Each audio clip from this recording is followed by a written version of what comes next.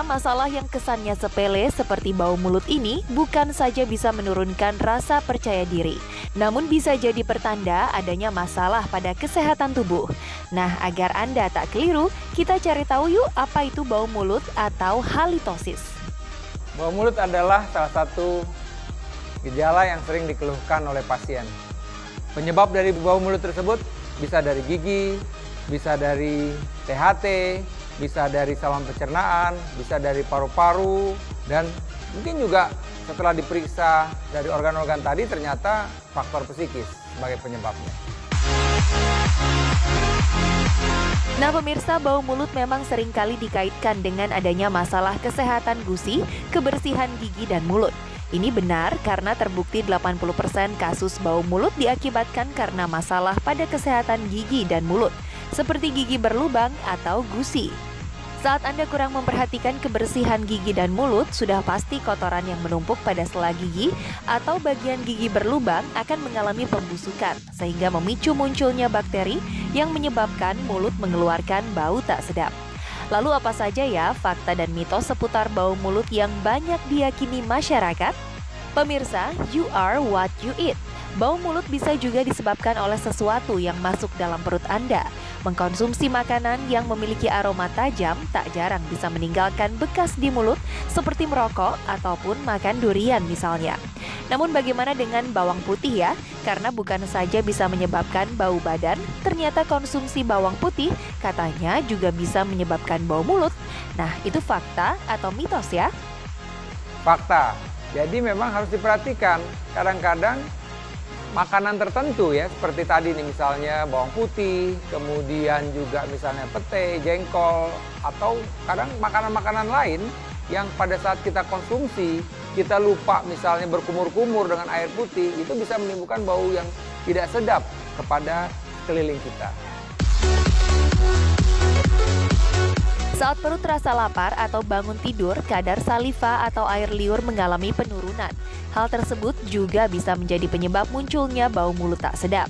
Dan biasanya masyarakat mengatasi masalah tersebut hanya dengan menggosok gigi atau mengunyah permen karet. Karena bau mulut kerap dianggap sebagai masalah yang ringan. Tapi itu fakta atau mitos ya? Fakta. Jadi memang bau mulut itu tidak menyebabkan kematian. Tapi pada beberapa orang, bau mulut itu bisa mengganggu penampilan dirinya. Jadi kadang-kadang pasien itu menjadi stres sendiri. Kenapa? Karena bau mulut. Orang di sekitarnya akan merasa tidak nyaman dengan kondisi bau mulut pada orang tersebut. Pemirsa, saat perut terasa perih, kembung dan mual merupakan indikasi adanya masalah pada gangguan pencernaan. Naiknya asam lambung adalah pemicu rasa tidak nyaman tersebut.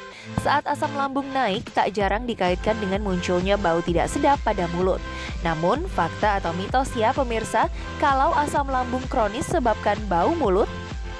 Fakta. Jadi salah satu penyebab dari bau mulut memang adanya gangguan pada lambung kita. Ya.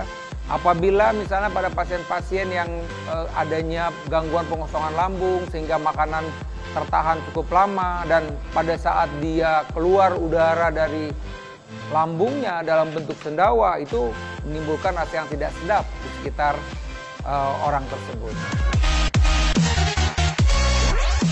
Kanker merupakan salah satu penyakit yang disebabkan akibat tumbuhnya daging pada jaringan tubuh dan jika tidak ditangani dengan serius dapat menyerang jaringan yang ada di dekatnya.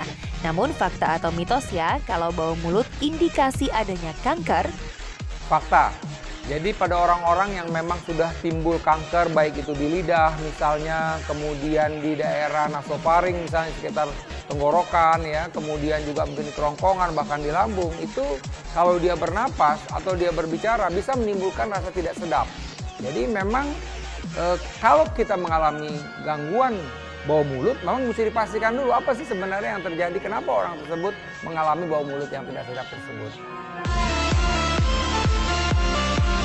Munculnya bau tidak sedap saat sedang berbicara dapat menurunkan rasa percaya diri.